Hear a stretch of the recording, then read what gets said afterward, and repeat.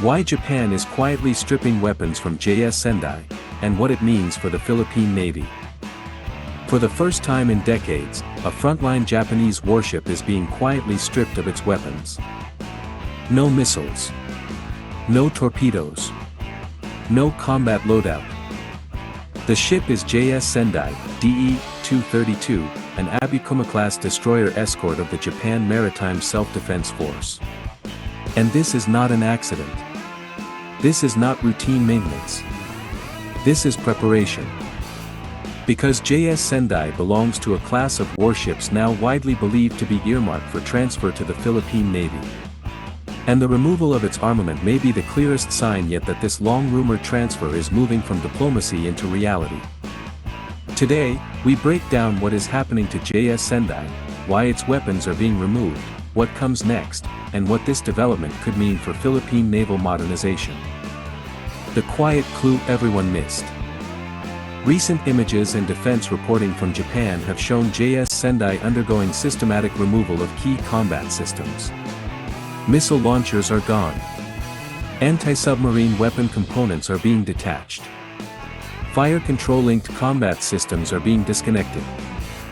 To casual observers, this may look like a downgrade or even the early stages of scrapping.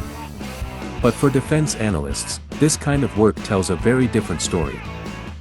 Removing weapons from an active warship is expensive, time-consuming, and rarely reversible without major reinvestment. Navies do not do this unless the ship's future role is fundamentally changing. And in this case, the change points clearly toward transfer, not retirement. Understanding the Abukuma-class destroyer escorts. To understand why JS Sendai matters, we need to understand what kind of ship it is. JS Sendai is the fourth ship of the Abukuma-class destroyer escorts, commissioned into the JMSDF in 1990. Despite the destroyer escort designation, the class was purpose-built for anti-submarine warfare, ASW, coastal and regional patrol, fleet escort duties. During the Cold War and post-Cold War periods, these ships played a critical role in Japan's maritime defense posture, especially in countering submarine threats in surrounding seas and key maritime choke points. Technically, the Abukuma class is compact but capable, fuel-efficient and crew-friendly, designed for long-duration patrol operations. In simple terms, these ships were built to stay at sea, show presence, and quietly protect larger fleets. And that is exactly the type of platform the Philippine Navy currently lacks in sufficient numbers. Why Japan is removing the weapons. The removal of JS Sendai's armament is not about reducing capability. It is about enabling transfer. Even after relaxing its post-war arms export restrictions, Japan remains extremely cautious about exporting offensive weapon systems. Under Tokyo's defense export framework, there is a clear distinction between the ship's hull and machinery, combat systems, weapons and ammunition. Transferring a platform is relatively straightforward. Transferring missiles, torpedoes, and fire control-linked weapons is politically and legally sensitive. By removing weapons before any handover, Japan achieves three strategic objectives. 1. Legal and political compliance.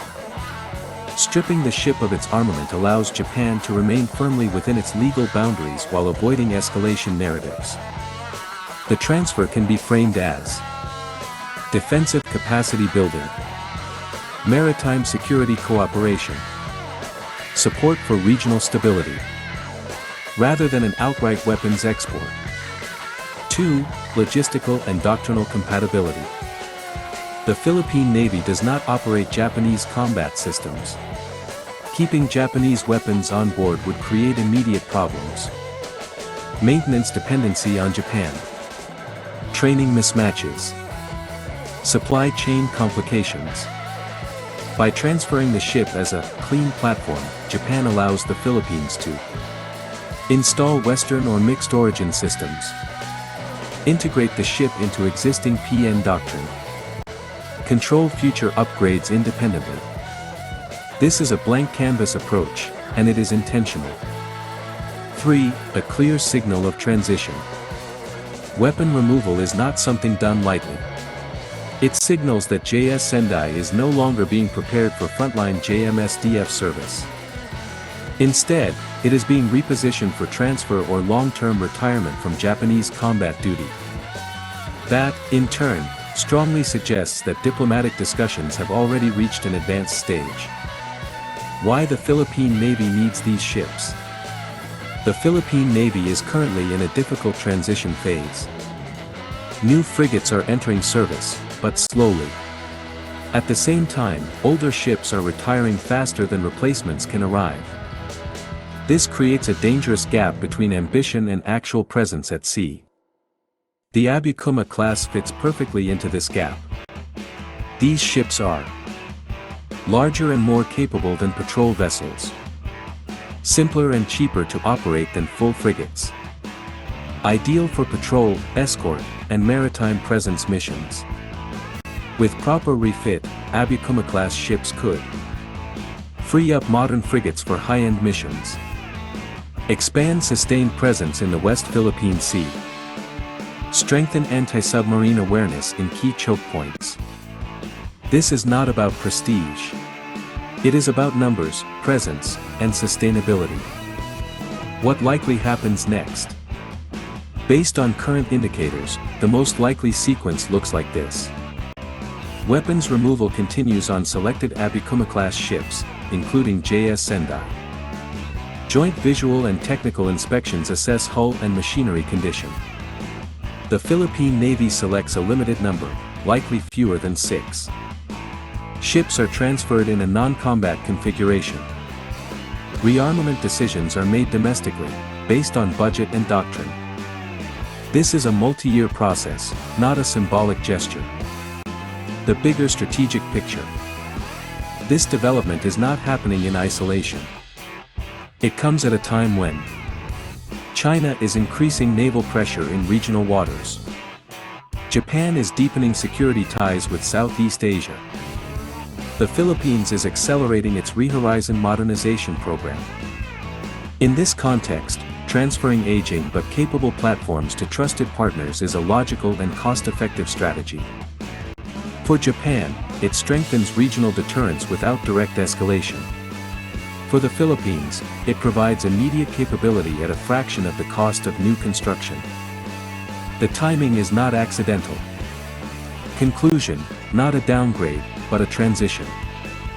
The removal of weapons from JS Sendai, DE-232, is not a downgrade. It is a transition. A transition from Japanese service to potential Philippine service. From a Cold War escort to a modern regional patrol combatant, rebuilt, rearmed, and repurposed. If transferred, JS Sendai will not arrive as a finished warship. It will arrive as an opportunity. And what the Philippine Navy does next, how it rearms, upgrades, and deploys these ships, will determine whether this transfer becomes a short-term stopgap or a long-term strategic force multiplier. This story is far from over.